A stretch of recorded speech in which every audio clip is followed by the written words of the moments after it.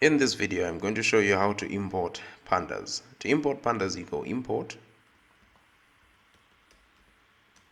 pandas. Now you can run this because this is enough to be able to use the library. However, pandas is always imported, or most commonly imported, as PD. PD is the abbreviation or the shorthand for pandas, but it is actually just a placeholder. It can be anything. It can be X. Let's put it back in there and run this. The reason we import pandas as PD is because when you write a pandas function, it has this form, pandas.function.